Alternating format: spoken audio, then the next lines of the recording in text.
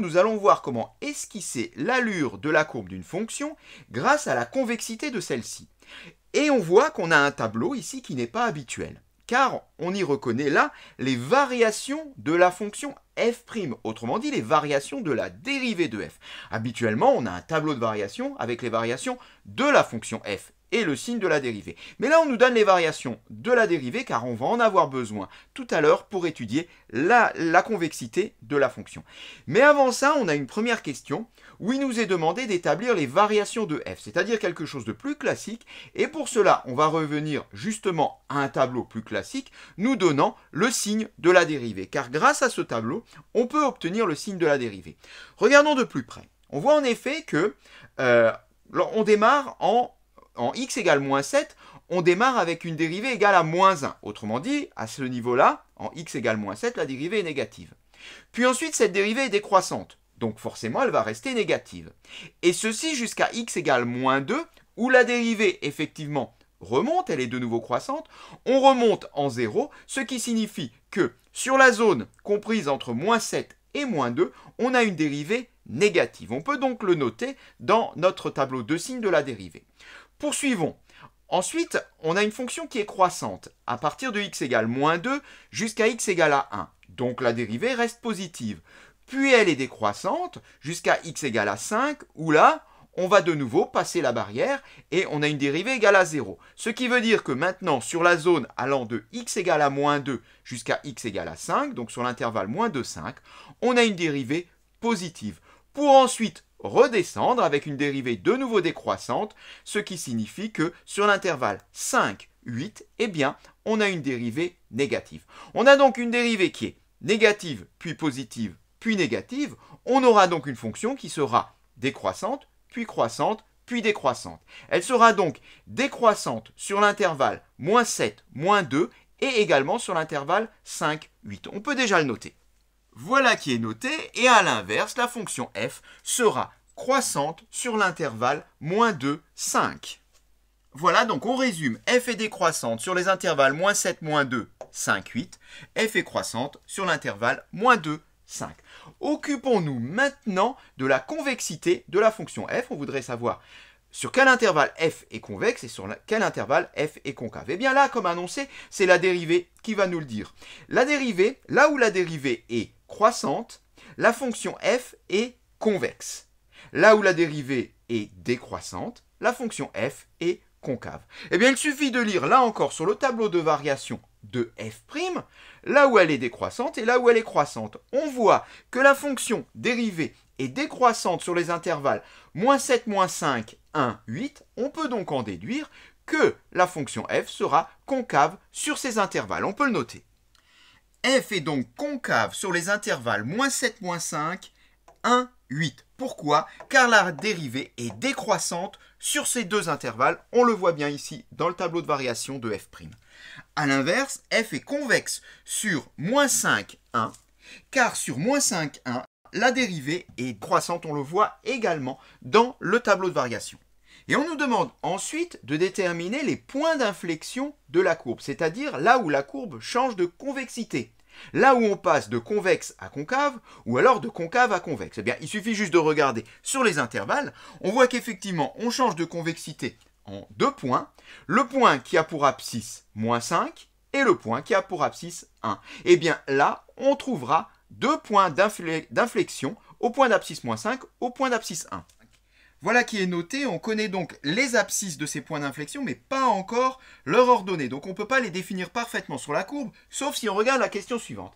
Dans la question suivante, on nous demande de représenter une courbe possible pour la fonction f, ce qui veut dire qu'il y aura certainement plusieurs solutions, il faudra faire des choix à un moment, c'est juste avoir l'allure, une esquisse de la courbe, sachant que f de moins 5 égale à moins 2 et f de 1 égale à moins 3. Du coup, on connaît maintenant les coordonnées des points d'inflexion. C'est donc les points de coordonnées moins 5, moins 2, 1, moins 3. Et ceci, on va en avoir besoin dans la représentation. Alors, on va commencer déjà par placer sur ce repère toutes les tangentes, et donc les points particuliers qu'on connaît, donc en particulier nos points d'inflexion.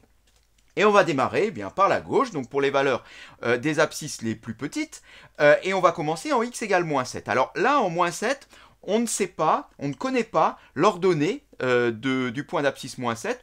Donc on va placer, bon il faut faire un choix, donc on va prendre un point d'ordonnée 2 et on va dire que le point de coordonnée moins 7, 2, donc 2 c'est un choix arbitraire, hein, appartient à la courbe. Et là, on va y placer tout de suite la tangente au point d'abscisse moins 7. Par contre, cette tangente, on peut la définir parfaitement, car on connaît son coefficient directeur. Son coefficient directeur, il est dans le premier tableau, celui de l'énoncé, puisque f' de moins 7 égale moins 1, ça signifie que notre tangente a un coefficient directeur égal à moins 1. On a donc la pente de la courbe. Donc il suffit de tracer un petit trait, on va dire, pour représenter cette tangente en respectant le fait qu'on fait un pas d'une unité dans le sens des abscisses et moins 1 dans le sens des ordonnées. Donc notre tangente est décroissante.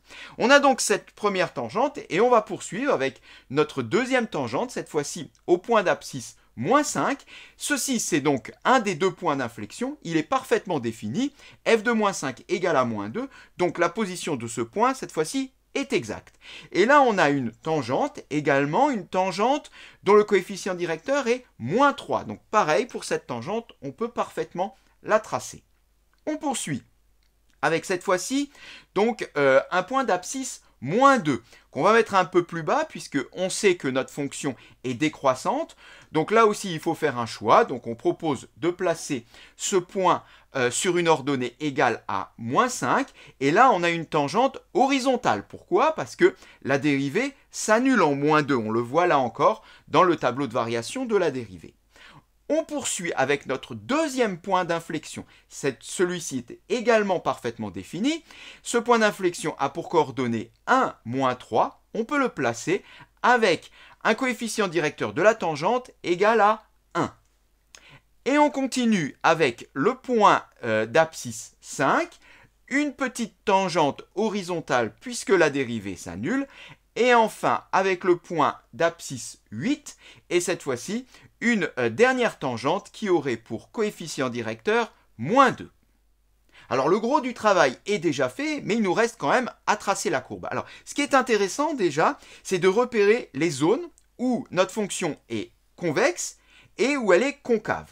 Alors on rappelle donc que les points d'inflexion se trouvent au point de coordonnées moins 5, moins 2, 1, moins 3. Et avant le premier point d'inflexion, on avait dit que la fonction était concave et que après le deuxième point d'inflexion, la fonction était également concave. Entre les deux points d'inflexion, donc la zone qui est colorée en bleu, notre fonction est convexe. Et ceci, c'est important pour représenter la courbe, car on rappelle que lorsqu'une fonction est concave, la courbe se trouve en dessous de ses tangentes, alors qu'à l'inverse, quand une fonction est convexe, eh bien la courbe se trouve au-dessus de ces tangentes. Et il va falloir respecter ceci lorsqu'on va représenter notre courbe. On va déjà commencer par la zone qui va de moins 7 à moins 5. Donc sur l'intervalle moins 7, moins 5, la fonction est concave, donc sa courbe représentative se trouve en dessous de ces tangentes. Ensuite, sur la zone qui va donc de moins 5 jusqu'à 1, la fonction est convexe et cette fois-ci, la courbe se trouve au-dessus de ces tangentes. Et on voit bien là qu'au point d'abscisse moins 5, on a un changement de convexité, là où on a notre point d'inflexion, c'est-à-dire qu'avant ce point, la courbe se trouve en dessous de la tangente, alors qu'après ce point, elle se trouve au-dessus de la tangente. Et il se passe exactement la même chose au niveau du deuxième point d'inflexion, c'est-à-dire le point qui a pour abscisse 1, avec donc avant 1, la courbe qui se trouve au-dessus de ces tangentes, après 1, la courbe qui se trouve en dessous, changement de convexité, et donc on peut finir la représentation de la courbe avec donc une fonction qui est concave et qui se trouve sur tout l'intervalle allant de 1 jusqu'à 8 en dessous de ces tangentes. Merci d'avoir regardé cette vidéo et à bientôt.